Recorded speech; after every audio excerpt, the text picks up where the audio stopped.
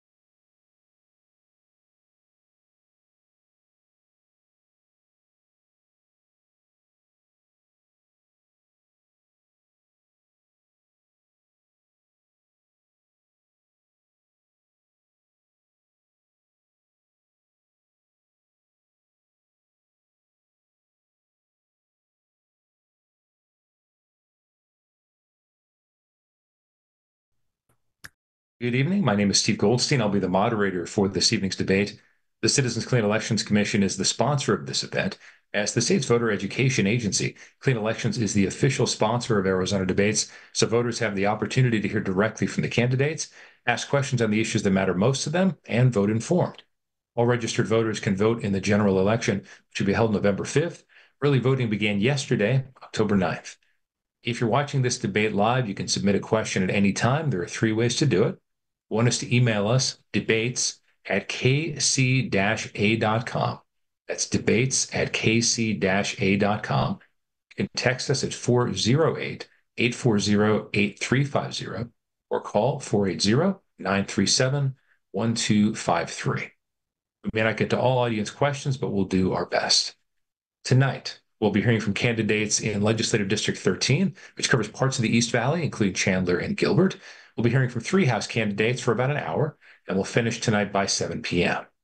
For candidates, you'll have 1 minute for an opening and closing statement, and we'll have some flexibility on the length of your responses to voter questions, probably somewhere in the area of 1 to 2 minutes, but again, we'll have some flexibility. The goal tonight is to connect candidates and voters so the electorate may vote informed. In the Senate, candidates running for the state Senate, where voters can choose one person, are Republican J.D. Mesnard and Democrat Sharon Winters. Both were invited but declined to take part tonight. In the House, voters get to vote for two candidates, and your candidates are Democrat Nicholas Gonzalez, the Green Party's Cody Hanna, Democrat Brandy Reese, Republican Jeff Wenninger, Republican Julie Willoughby. Jeff Wenninger, Julie Willoughby were invited but declined to participate. So let's bring in our three House candidates who are here with us, Democrats Nicholas Gonzalez and Brandy Reese, and Cody Hanna of the Green Party.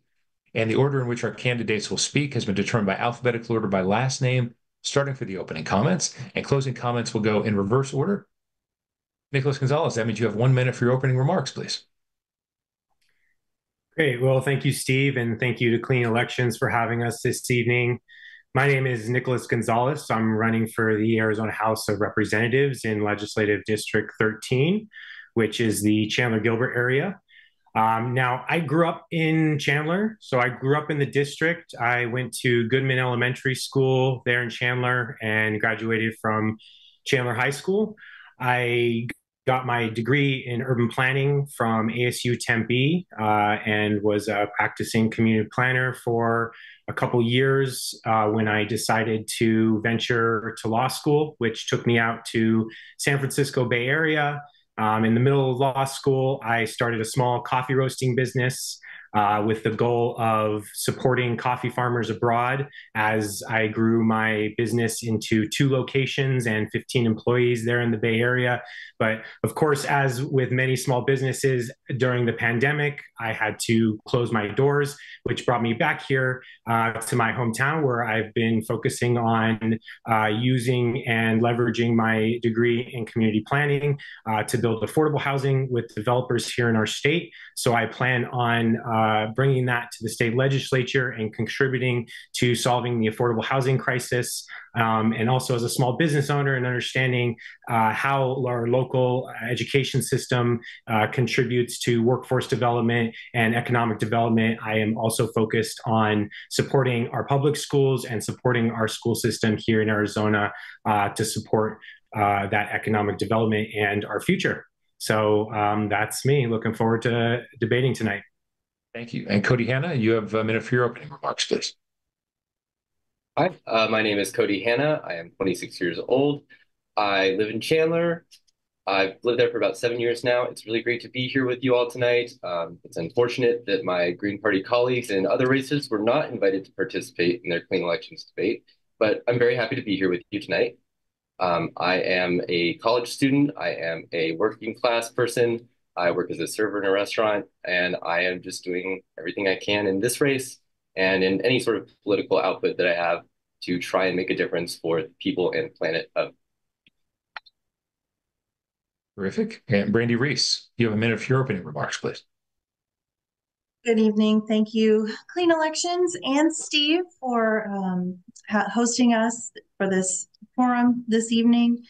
I'm Brandy Reese. I am one of the 2 Democratic candidates for the State House of Representatives here in Gilbert, Chandler, and Sun Lakes. I myself, my education and training, I have a degree in chemistry, and I was a forensic scientist for 14 years, focusing on, evidence-based problem-solving skills and making our communities a safer place. Um, I became very concerned about what I was seeing happening in Arizona, the future of Arizona, with our public education system and other things, and decided to get involved, advocate for our public schools, advocate for voter access. And I'm excited to be one of the candidates here, and I look forward to serving this community that I've grown to love here in Arizona. All right, thank you all. For this first question, I'm going to go in reverse order. So Brandy, I'm going to start with you. Cody will follow, and Nicholas will follow. But if we want to have follow-ups, certainly feel free to do that. I'll try to direct the questions as well as I can.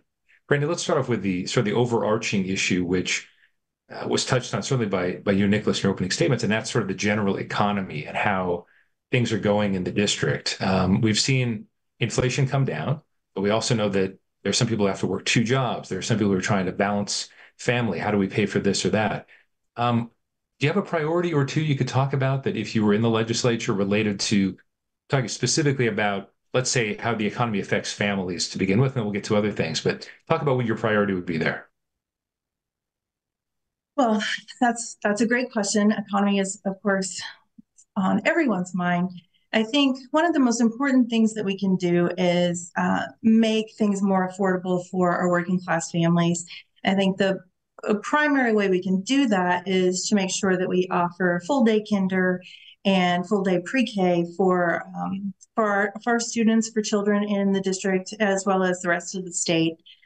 And giving them that head start that they need on their early education, as well as freeing up the adults in their lives that may need that sort of appropriation or those sort of accommodations for them so that they can be available to do their jobs. I think some other things we could do is look at our kids care program and the way that Governor Hobbs has invested more money in that, has offered affordable health care to many children in Arizona that didn't have it previously.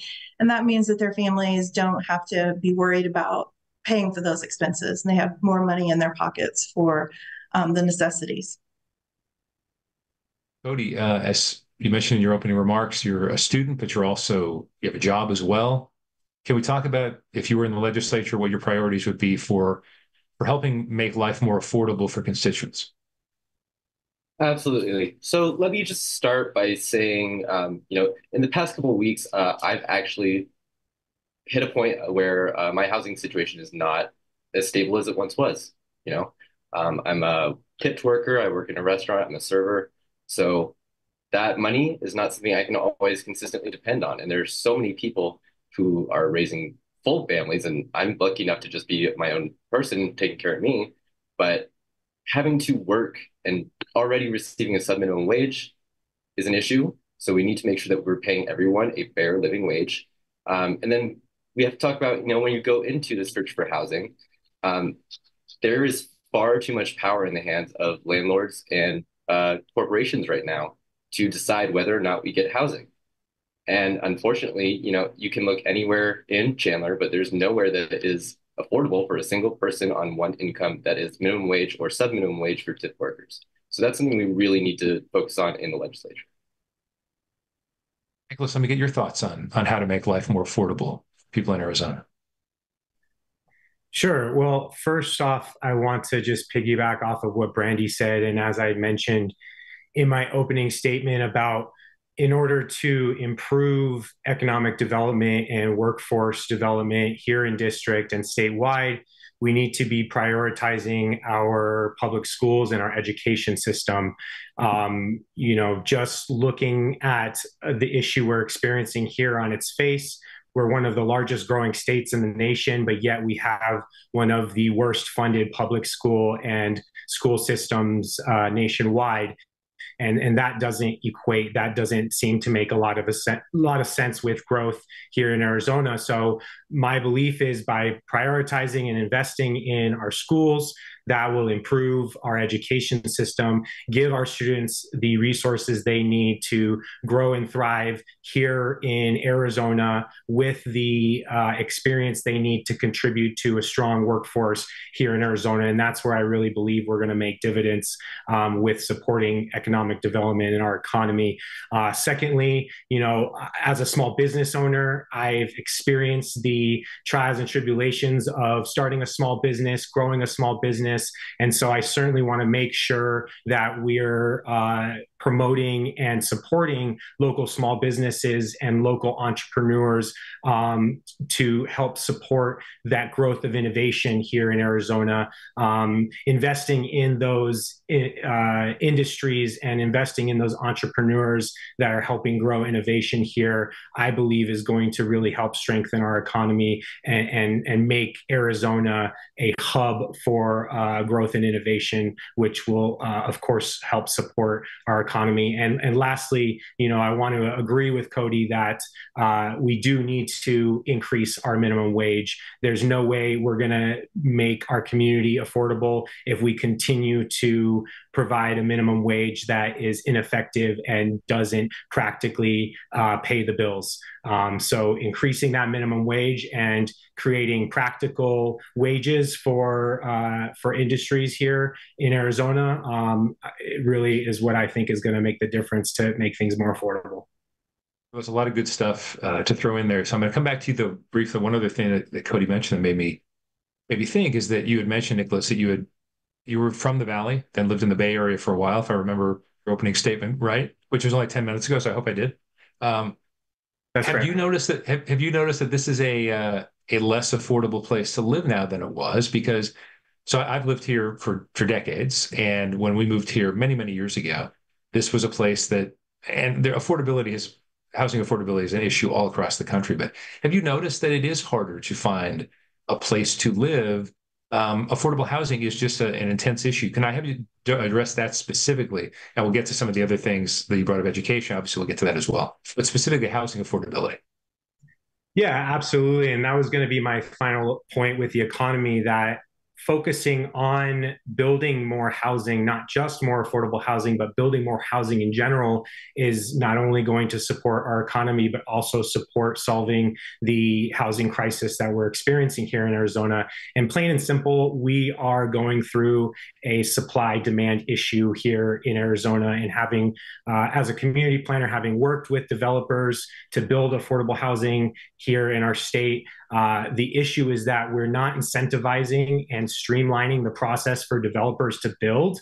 And that's creating a bottleneck that is slowing down production of housing. And so my goal is going to be incentivizing more construction of housing, regardless of product. It can be affordable, it can be market rate, but just by investing and prioritizing more with housing across the board will lessen costs for housing for all Arizonans, and then also help with our economy by building those extra forms of revenue and additions to the community. Terrific. We'll probably give Cody another chance. Brandy, can you address that specifically? I know you and Nicholas are to some extent running on a ticket, but obviously you have a life experience as well to share with us. As far as housing affordability, what have you seen out there, and what would you try to do to change that and make it more affordable? Well, yes, I too have seen the increase in house values, from the time we purchased our home here until we just downsized recently. And we definitely saw that change in value. And what I hear at doors is that people feel that as well, that they understand that there's people are sort of struggling with that. And I think what we have to do is, I hate to agree with Nicholas, not hate to agree, but I hate to echo his answer, but I think we have to do things that incentivize making construction here affordable and sustainable, so that we can have sort of the best of both worlds. making things that will stand the test of time here, that will make it more sustainable here, that we can have our children grow up and return here, all of those sort of things that make Arizona a desirable place and make it more incentivize those things. Cody, you mentioned the housing instability. Have you noticed that this is generally a less affordable place than it was? Was this a place that you thought as a young person, okay, I'd have a chance to grow a little bit here, and now it's as things are less affordable, is that becoming more difficult for you? And do you have any other ideas you'd like to share with us as far as making it more affordable? Yeah, absolutely. So I'll first sort of critique the approach of Brandy and Nicholas, because we have to also consider that growth for growth's sake is the ideology of a cancer cell. We need to be really cognizant of the limits of our environment. We only have so many resources, we only have so much space. So yes, we need to build, but we need to build smart in a way that is sustainable, that works with our natural ecology, and that is also actually going to house people and not be just bought up by corporations and the wealthy, so that they can continue to leach resources out of working people. So one thing that we need is to cap the number of investment properties that you can legally own here in Arizona. That is a huge issue, especially by people who are from out of state, out of country. We also need to have some rent control. This is something that is specifically barred, and I'm disappointed that our Republican colleagues were not here to attend and give their reasoning why they support that ban on rent control. But we also need to regulate short-term rentals better. There's a lot we can do on the issue of housing, other than just try and build more of it, because we only have so much land, we only have so many resources, and we only have so much time. We have a lot to get to, so I'm going to make a quick jump. Hopefully, we won't give the three of you whiplash on this one. Brandy, let's talk about ESAs and what your thought is about that. We obviously have seen Republican side of the aisle has mostly been pushing for as many ESAs as possible, expanded ESAs. There was, of course, a ballot measure a few years back where Arizonans, by a majority, rejected an expansion of ESAs, liked the concept of ESAs, but just didn't want to offer them to everyone in the state. There's some income issues there as well. I'll let you answer the question, though. What are your thoughts on ESAs as a concept? And then would you like to see limitations on them? So I think I align very much with voters here in Arizona when we rejected the just universal expansion of that program. I know we as Arizonans appreciate the choice and having school choice. We have so many choices here. That was one of the things that I was struck by when I first moved here, was there were so many options for education. Ultimately, me and my family, we chose public schools. They had the things in our community right near our home that met our needs, were very appealing to us. They offered the breadth and width of educational opportunities. That said, I know that there are families that don't have all of the needs that they are requiring for their education for their children. The original intent of the ESA voucher program was, sort of these specific niche groups, children with special needs and those sorts of things. And I think that program is a very good thing for those families to meet those educational needs of those children. And that is what I would like for ESA vouchers to do, to still offer this opportunity for some of those children that have those needs and the families that support them. But my emphasis will be on our schools that are right in our communities. Those are, the backbone of our community, of our society. It's where everyone goes. Everyone is welcome. We're brought together by sporting events and band and all of those sorts of things that make us, that are sort of the social glue that hold us together. I have a great public education that I valued very much, some fantastic teachers that were very influential in my life. And so that is what I would like to see us, more of our resources and things invested there. And the ESA voucher program, I think we need to respect the wishes of the voters who said, they didn't want this expanded with all of the lack of transparency and sort of just uncontrolled. Brandy, if you had the opportunity as a lawmaker, would you, if the opportunity arose, would you want to pull back on ESAs? I would like to see the ESA voucher program to have much more accountability and transparency. I think we've all seen the headlines of things, these sorts of extravagant purchases that have been made or tried to have been made, things that maybe regular public school children wouldn't have ever dreamed of having access to: espresso machines, kayaks, ski trips, things like that. I think that we need to also consider the safety of the children. There were some bills that were proposed last cycle or the cycle before that would introduce more transparency and safety for the children, including fingerprinting, actual running of those fingerprints for background checks, and different measures to sort of try to introduce more transparency and accountability, as well as I would like to see our public tax dollars being shown to be put to good use. And by that, I mean, we don't have any accountability to show that these students who are participating in this program are actually learning. Our public schools have those sorts of metrics and measures that we can review, we can look at and see what we're getting.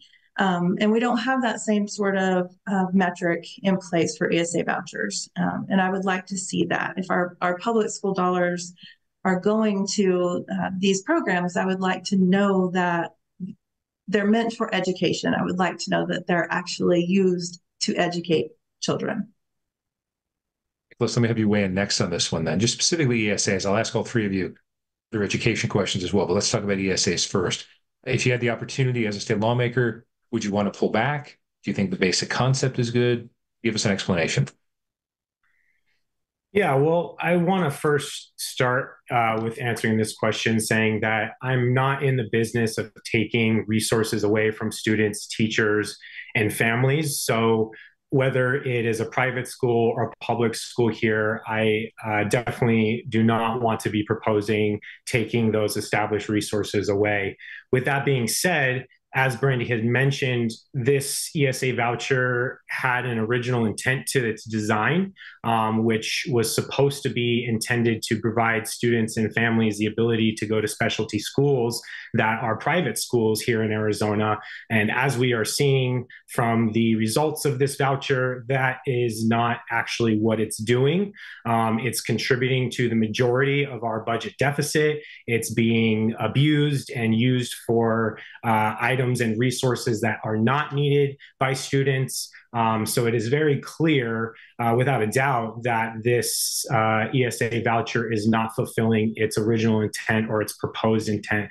So knowing that, I do think it's important that we first and foremost identify those flaws, fix those flaws, close any loopholes that might be created within the ESA program. And once we've taken time to reevaluate how the program is working now and how we can improve it for the future, once we've taken the time to do that, my approach would be to take the funding left, which is around $300 million left within the ESA program, take that remaining funding and allocate it into a new plan to utilize money within the program that's actually providing students and families that need to go to specialty schools the ability to do so, because that's the original intent of the voucher. And that's what I plan on promoting and supporting in our state legislature is policies and initiatives that are actually creating an effect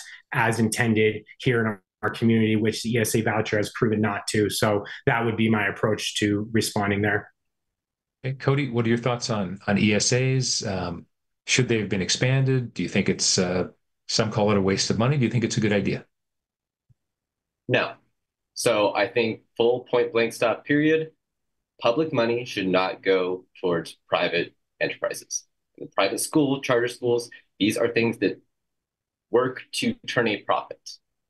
We need to really invest in our public schools, and we can't do that by being wishy-washy on the ESA voucher program. This was a failure, complete and utter failure that is bankrupting Arizona right now. There's no accountability. These kids are getting a less quality education because of it. And unfortunately, it's causing a lot of our public schools to have a much bigger issues as well. And this is really the roadmap that we see any sort of public good being privatized through, right? So we have a public good like education. It's going to see budget cuts, usually from the GOP, but sometimes from Democrats. Once those budget cuts happen, it's a lot easier to privatize it because people's connection to this thing as a good quality service that's available to all no longer exists, right? So that's what we're seeing with public education right now. We need to make sure that that stops before it gets too far. And we need to ensure that our public schools are well funded enough and have the supplies and the teachers and the curriculum to do everything that these specialty schools can do without having it be a source of profit for private companies. Cody, I'll stay with you on this. So moving past ESAs to protect public school funding, what would your top priority be if additional funding were available, if a majority of lawmakers voted in favor of a budget that added a lot more money to it, a governor signed it, whatnot? For a long time, it was teacher pay. I'm not putting words in your mouth. What would your number one priority be if extra money, in fact, came to public schools? Yeah, absolutely. So I think it's still teacher pay, honestly. Before I was in my current program, I was in a music education program at Arizona State University. And through that, you meet a lot of teachers in training, and they can't make ends meet. And you can't be a good teacher if you don't know where your next meal is coming from, if you don't know if your bills are going to be paid, if you don't know if your lights are still going to be on when you get home. If you're dealing with all that as a teacher, you can't come to school and be prepared enough to help teach our next generation of Arizonans. So I think teacher pay is a huge one. That's the one that I would be the most focused on if I were elected. Nicholas, how about you? Moving past ESAs, if public school funding, if there was a real windfall, what would your top priority be for Arizona public schools? Yeah, so my top priority for Arizona Public Schools is to take us out of the top 10 worst funded schools nationwide, plain and simple. With money that we are going to achieve next cycle, I'm really hoping that we can not only just invest in our teachers to ensure they're getting paid fairly and to a level where they can afford to live in the communities they're teaching, and to the level that they are not paying for student supplies directly out of their pocket. My mom was a school nurse, and it was horrifying to hear about how so much of the essential health care supplies for her students had to come out of her own pocket that she had to pay for because the school didn't have the funding they needed, which was here in Arizona. The school didn't have the funding they needed to provide those essential resources and supplies to their students. So really ensuring that our teachers get fair pay, they're not having to pay for our students' supplies. And then also, as I had mentioned before, as a small business owner and my belief in supporting growth of innovation and entrepreneurialism, I really do believe that we need to be investing in our trade schools and alternative paths for our students other than a traditional university. I feel that we are experiencing some workforce shortages here in Arizona, and we're really only going to solve that if we create more opportunities for students to take trade school paths or other educational paths to help solve that workforce problem here in the state. So that's what I would promote and push for more funding with our public schools. Okay. And Brandy, if there were a windfall on the budget, what would your public school priorities be? Well, I think we've all seen the brain drain out of our schools. We don't actually have a shortage of certified teachers in Arizona. We have a shortage of certified teachers who are still teaching because they can leave and go anywhere else and do any other job basically and get better paid and better respected. I think we have seen a rise of extremism, sort of from our legislature, from society, all across the board. I think we've seen this at school board meetings, those sorts of things, people coming in, attacking our school teachers, educators, creating a really hostile environment, creating unfunded mandates at the legislature, adding more and more and more responsibilities onto our educators who, as Cody so aptly put it, they are training up and educating our future generation of Arizonans. These are the people that will be our leaders of tomorrow. And we're treating the people who are educating them very, very poorly, to say the least. And so that would be my criteria. But again, echo that our schools have been so underfunded for so long. And you will hear some of our opponents say things like, oh, we've increased educational funding every year and it's never enough. And my retort to that is always, when you're trying to fill a hole like a swimming pool, you don't use a teaspoon. There are needs all across the board, and you will see across the valley we have bonds and overrides in many communities that are trying to supplement the educational dollars that they get from either the state or the federal government, because they don't have the money that they need to do improvements and to build infrastructure. And I mean, one of the presentations I heard, the presenter said, things have changed, right? Like if you went to your McDonald's and it looked the same as it did in 1960, you probably wouldn't go there anymore. Well, that's how a lot of our schools are.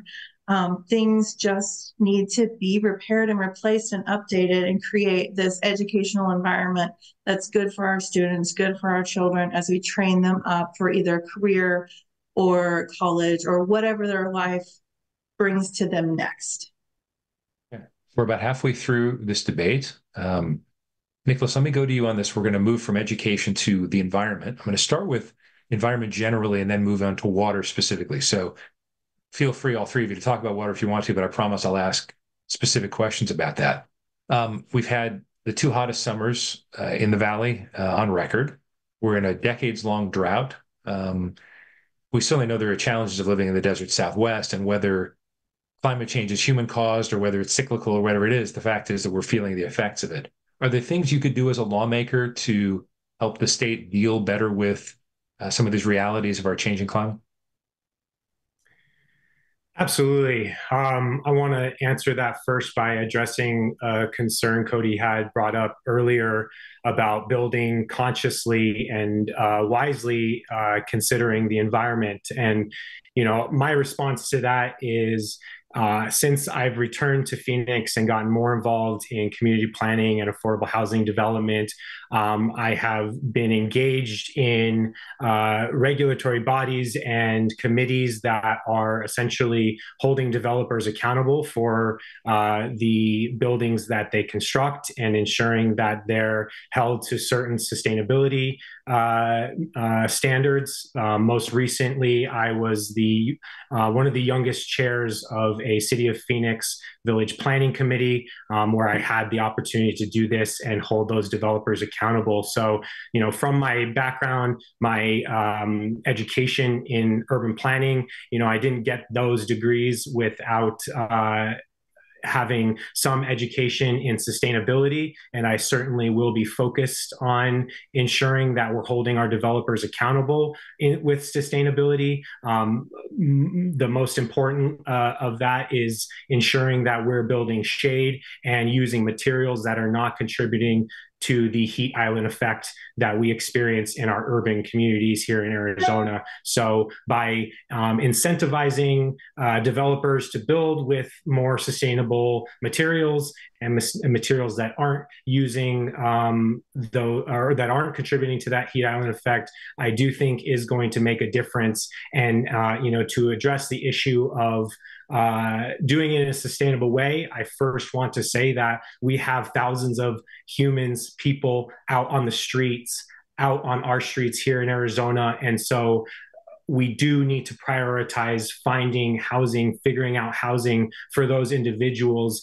without an alternative solution to finding housing that isn't here in our state. I'm not really visualizing what alternative option we have there. So we can certainly do so in a sustainable way, in a way that is conscious of those sustainability measures. But I do not believe that we should be slowing down the progress of building homes for people out on our streets today because of concerns that can be mitigated, that can be compensated for in the development process if done correctly, which is what I plan on doing.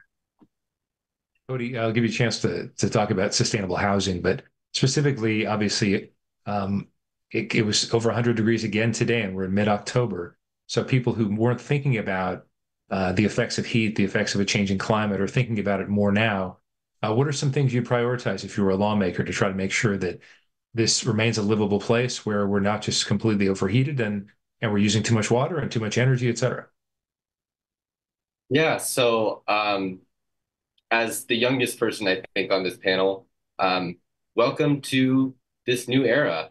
This is the best it's going to be for a while. It's going to continue to get worse if we continue down the same path.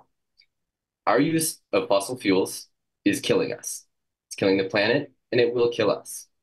That is not debatable. It's going to get hotter each year, and it's going to be completely out of control before we know what's going on. So at this point in time, you can look at heat deaths. Like here in Maricopa County, I think last year it was over 600 people, most of them being unhoused, died from the heat. And that is a huge, huge issue that is going to completely get worse and worse and worse unless we take action on this. So we need to cut back on our use of fossil fuels.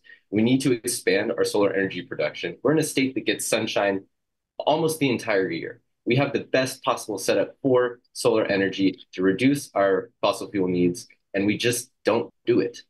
So I think starting there would be a great start. But to kind of go back to what Nicholas was talking about, we really do need to be concerned about this growth mindset. We have so many houses that remain vacant as investment properties, owned by people who have never set foot in Arizona.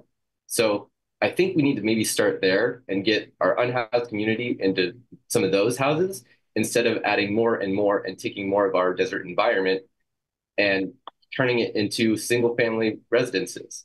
That's just not a sustainable solution, unfortunately. Nicholas, you want a quick response to that? Yeah, I mean, I will agree that we do need to set more regulations to prevent out-of-state entities from purchasing homes that should be dedicated to generations of Arizonans that are being priced out of affording them. But I will say, from a practical standpoint, the idea of transitioning those homes into the homes for current homeless individuals is not a practical solution. Those homes are market rate and maybe workforce development homes. Those are homes that are not affordable for your first home buyer or for somebody that is looking for affordable housing. So although on its face, without really understanding the technicality behind it, that might make sense, but prioritizing those rentals that are market rate housing to individuals looking for housing is not a practical solution. Brandy, let me give you a chance on the sustainability aspect of things. What are some things you would advocate for as a state lawmaker to deal with if what Cody is saying, or what some scientists are saying, that it is just going to keep getting hotter? Well, sure. I believe I said this in my first answer of, encouraging more sustainable products and into our housing and development, encouraging innovation in the way that we use those products, in the way that we use the water that we have here, all of our resources. When we are forced to, we can find innovation and draw from some of our corporate partners. Here in our district in 13, We have an excellent corporate partner, Intel, that has benefited, one of the groups that has benefited from the investment from the federal government in the CHIPS and Science Act. And they are an excellent partner they have innovated in their water usage.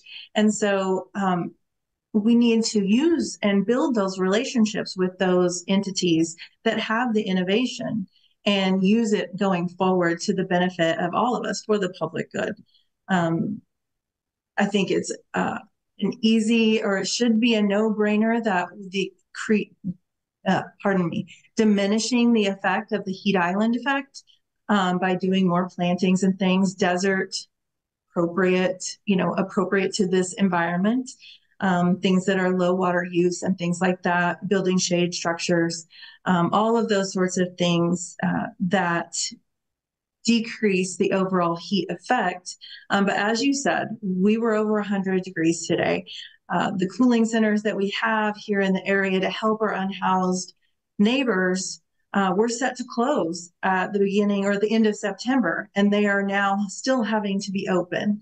And so this is just something that we are going to have to deal with and look at very pragmatically and with a very and look towards facts and data, looking at that evidence-based problem solving to move forward together. Randy, let me stick with you on this. I promise. Oh, sorry, Nicholas, go ahead. Yes, follow up. I was just going to mention one last thing about water, unless you needed to move on. No, please. Just if you can keep it under a minute, I appreciate it. Sure thing. I'll make it quick just because I didn't get the chance to talk about water directly. Something that I've been basing my campaign off of is when in legislature, I'll be focused on creating clearer metrics for identifying exactly where we are with our water issue and our sustainability issues here in Arizona. And I bring that recommendation from my experience in the development industry and being in rooms full of developers. You have half the room filled with developers that think we do have a water problem, and the other half of the room feeling that we don't have a water problem. And I believe that issue comes from a lack of transparency and a lack of clear metrics to identify exactly where we are with our water crisis. So just creating those clearer metrics, I'm hoping should help support that sustainability.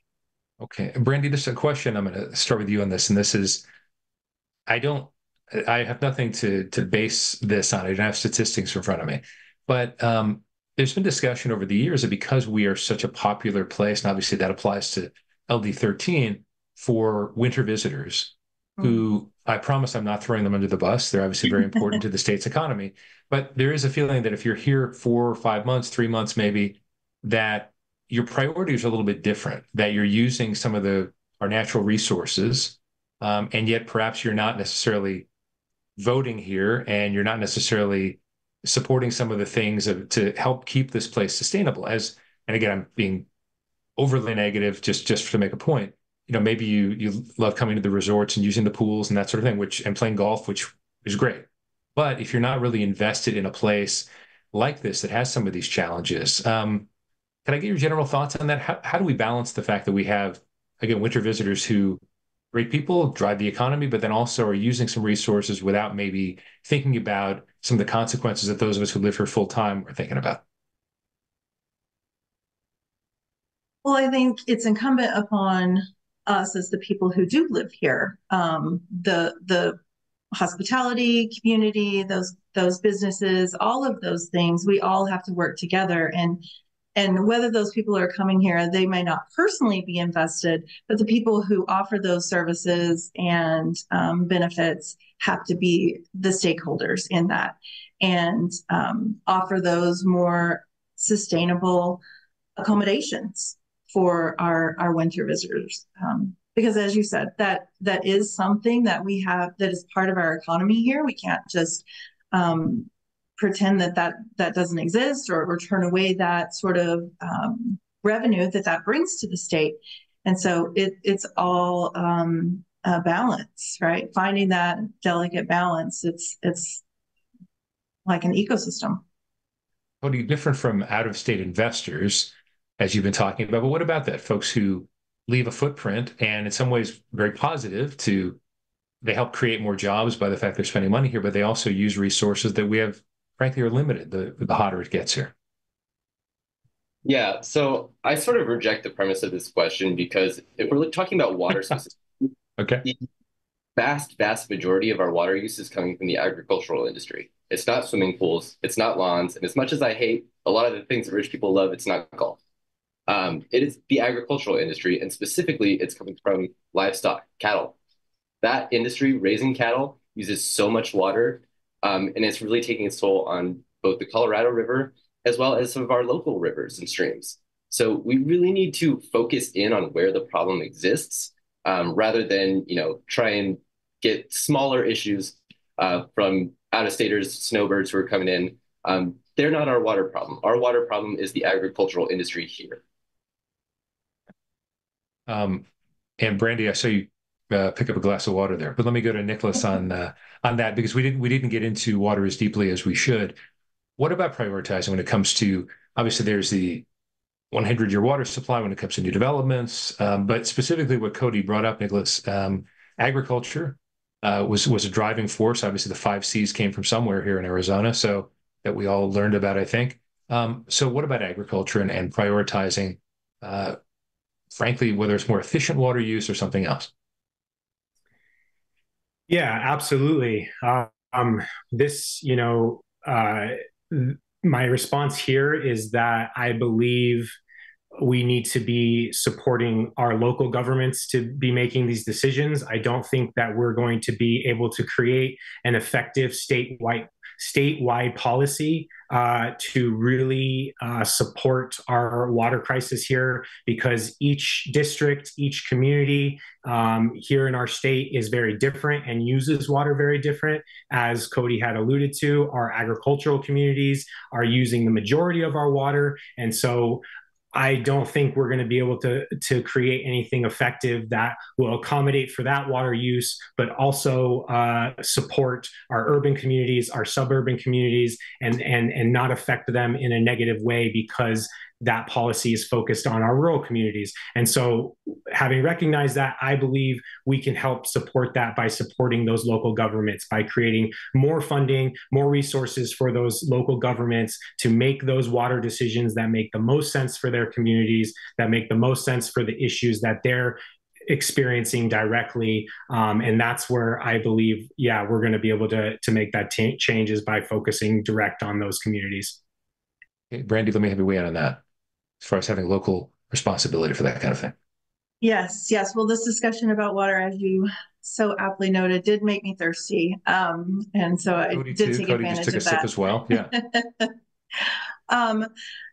As we have noted, yes, agriculture is our biggest, by far, our biggest user of water here in Arizona. And part of that is our big part of our economy, right? We feed much of the country, especially in the winter. If you're eating a salad in the winter, it probably came from Arizona. So we have to recognize that and balance that. That being said, I think it's incumbent upon us to expand and look at creating new and additional active management areas. There are people down in Cochise County, across all political spectrums, that are asking for that, that are wanting that, so that these out of state or out of country users don't come in and just pump indiscriminately. AG Mays has started to take that on and address some of that, but I think there's still room for more there. I think we also need to look at incentivizing farmers to change to less water intensive crops, so that we still have an economy here that fosters agriculture and that helps still feed the country, but uses less water. I think we could also look at moving from the irrigation system, moving to a drip system that is more water conscientious. And I mean, anytime you have a problem, you look at the processes and look at the different ways that you can innovate and make different tweaks. And I think, like many things, like most big problems, this will take a multitude of solutions. And those are just some that I think would be good places to start. Cody, I can give you 1 minute on this and then we'll move on. Yeah, so I'll definitely say that the cattle industry, the livestock industry here in Arizona has got to make its changes starting on its own. And if it can't there, then the legislature has to step in. And unfortunately, because it is a profit-driven corporation, I believe that a lot of those are going to fight this. And they don't really understand that this is life or death for a lot of Arizona's future. Whether we have water or not, water is the limiting resource in our ecosystem. No water, no life. So let's continue to try and bring these people on board. But if we can't, then we need to step in. We're about 5 minutes from closing statements. But Nicholas, we do have one viewer question. I presume this applies to the so-called Gilbert Goons situation. What steps would you take to help keep the community safe from violence? Sure. Well, as I mentioned, I grew up here in Chandler, so I've seen Chandler grow before both freeways, both the 101 and the 202 were here, and the majority of our city was farmland.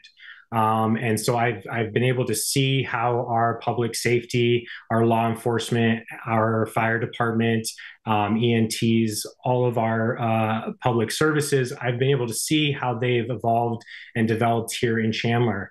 To respond to the Gilbert Goons and youth public safety directly. As a dad of a 15-year-old at Chandler High School, I am very concerned and very focused on ensuring that we're keeping our community safe. And I know certainly the way that we're going to do that is by working with our public safety departments. So that means working with our police department, working with our fire department here in Chandler to ensure that they need or that they have the resources they need to do an effective job. And if not, focus on getting them the resources that they need to do an effective job. And as to go back to my foundation of doing so in a way that's showing effectiveness by creating clear metrics. I want to also incorporate that here to ensure that we're holding these departments accountable with this support, and that support's not being abused or being used in ways that aren't truly supporting our community here in LD13 and statewide. So, collaboration is going to be key, and filling any flaws or challenges that these public safety departments might be experiencing here in the community. Randy, how would you prioritize public safety? So as a mom of recent young adults that obviously they were teenagers not that long ago, I think what we saw, especially with the rise of COVID and all of the shutdowns and everything, we really saw a rise of mental health crisis among our youth. I think that's a driving factor behind some of what happened with the Gilbert Goons and those sorts of things. And so I think we have got to address this issue and make sure that we support our community, support our children, support them all with mental health resources. I was recently at a Chandler Unified School Board meeting and heard of a partnership, again, these great partnerships, right, between the school district and these private groups that created this resource for these children, teenagers, students that are experiencing mental health issues or crises.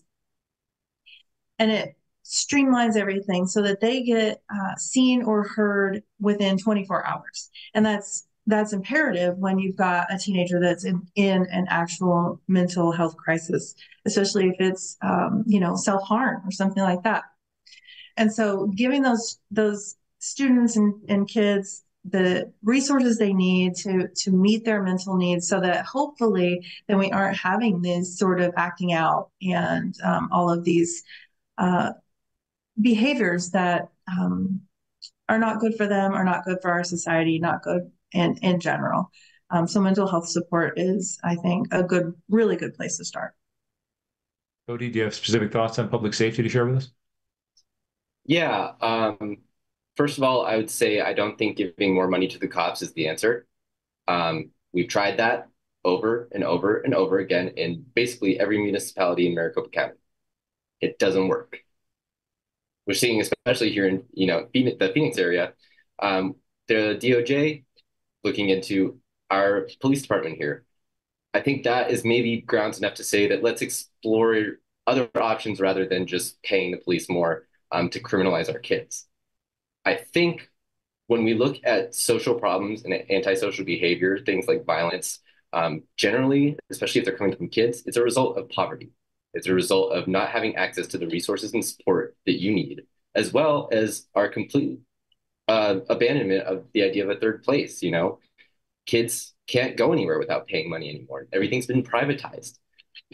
So I think it's really upon us as the adults to try and make things safer in a way that does not create more problems down the road. And I think, unfortunately, it's not a mental health issue. It's just this is a problem with society as we built it, but we can unbuild it.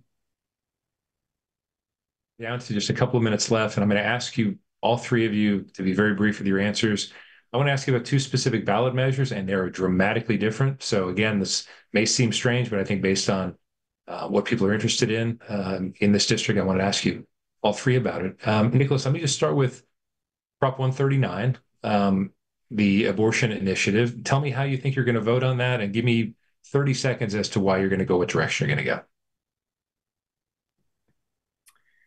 Absolutely. So I am certainly voting yes on Prop 139. And my outlook on it is that I've founded my campaign off of equality and equity. And as a man here in Arizona, I am able to make all of my healthcare decisions without any influence of my government or legislators.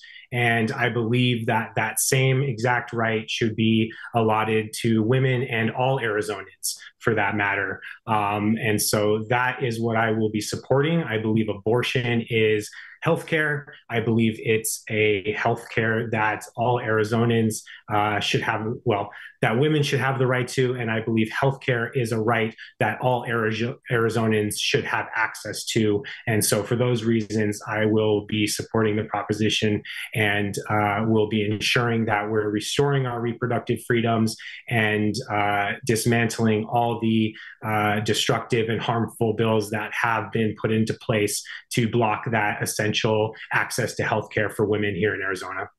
Okay, thank you. Brandy, 139, which way are you going to go?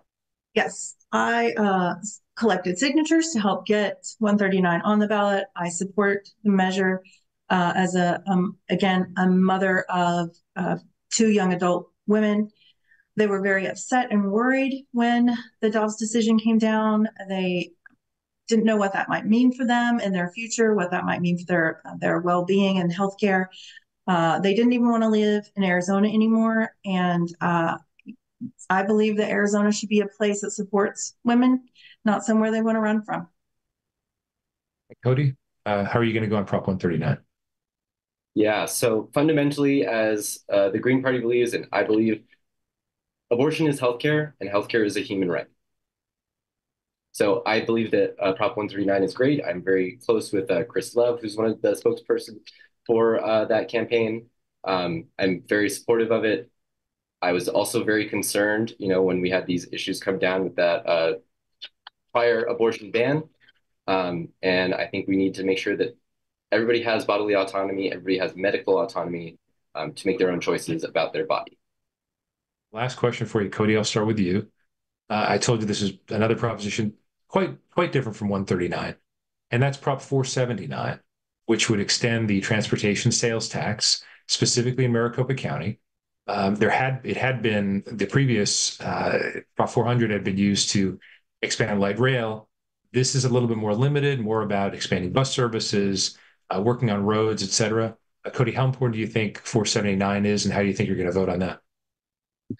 I don't think it goes far enough, personally. It's not enough funding. It's great that it's adding more, but it's not as much as we need for as car dependent as the valley is, and especially in LD13, our bus system is not great.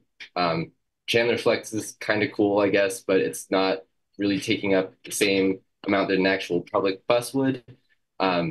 So we really, really need to do a lot more to make sure that transportation funding is happening. Unfortunately, right now, it doesn't look like there's a lot of progress in that direction. There's a lot of opposition from it from the GOP, some opposition for it from the Democrats. So I would really, really kind of go back and forth on it because I don't think it goes far enough, but I would, in the spirit of progress rather than perfection, I think I would support it. Okay. And Brandy, what about you on 479, transportation in the Valley? Yes, I am in support of 479. Anything we can do to create easier, more efficient flow of people and resources is good for Arizona. Nicholas, close us out on that one, would you please? Yeah, sure. I'm also in support of 479. I think voting no on this prop will only slow down progress in developing essential housing. I think LD13, this community here in Chandler Gilbert, especially is overdue for some essential infrastructure improvements that I know that this proposition will help support. So I am in favor of this, and I do think it is going to be essential with the different issues that we are experiencing, and that will help mitigate. Okay. And now we've reached the time for closing statements. We're going to go in reverse alphabetical order, and that means Brandy, you are up first. You have 1 minute, please. Great. Well, thank you all so much for this opportunity this evening. It's been an interesting endeavor. I appreciate the opportunity to speak to the voters here and with all of you. I just would like to reiterate that I've been out knocking on doors in this district, talking to voters, talking to people, meeting them where they are, asking them what's important to them. And I hear over and over again, they really want to make sure that we have good education for their children, a good access to reproductive care, and that's across, again, like I said, across political parties. Everyone wants the ability to make their own healthcare choices, aside from having politicians in their exam rooms with them, and making sure that we have a sustainable future, that we have water here long term, not just for now, but for future generations. And an affordable place where all of our children can afford and want to live. And I want that for my children. I want that for all of Arizona children. So I very much would appreciate and be honored to earn the votes of the voters here in LD13, Gilbert, Chandler, and Sun Lakes. And I look forward to representing you here in the legislature. Okay, thank you. Cody, time for your closing statement. Yeah. Well, I first want to thank Brandy and Nicholas for being here. Thank you to Steve for moderating, and to Easy Clean Elections Commission for allowing me to be here. I think generally what we're seeing, as far as not just in Arizona, but in all of the United States, is we're seeing the result of two parties, and only two parties, making all of the decisions. And I think what we need right now at this point in history is we need a new political party, a new political vision, and one that is represented by those who have been disenfranchised, young people, the working class, Black, Indigenous people of color, LGBTQ folks. Those are the people that we really need to be protecting, and also uplifting their voices and perspectives through our legislation. So I am really excited for the rest of this campaign. We've got about a month left. I'm really happy that I've been able to have this experience, and I am looking forward to being your next representative. Okay, thank you. And Nicholas, time for your closing statement. Yeah, well, I will end by saying thank you so much for having us here. This has been great. I decided to run because I believe the best representation of a community is somebody who is from that community and has the background and experience to make genuine impact here in our state. And that's investing in our public schools, investing in increasing our school system funding in general, creating more affordable housing, and making life just in general more affordable here in Arizona, and restoring reproductive freedoms, and ensuring that all Arizonans have the ability to make their own healthcare decisions without the influence of their legislator. And beyond that, I'm hoping to restore some dignity and trust in our state legislature. I believe so much of the issue is that we are pushing, that politicians are pushing inaccurate and dangerous rhetoric online, creating false news, false information, and I'm hoping to really restore that dignity and trust in our legislators by focusing on the facts, focusing on creating more accountability, clearer metrics to identify success, and that's the background that I plan on bringing to our state legislature. So thank you so much for having me. All right, that concludes our debate. Really great to talk with all three of you. Thanks very much to all of you for taking part. And to voters, we thank all of you who took the time to watch this debate and inform yourselves for the November 5th general election. We encourage you to visit azcleanelections.gov. That's azcleanelections.gov for official, accurate voting information. I'm Steve Goldstein. Thanks again for joining us.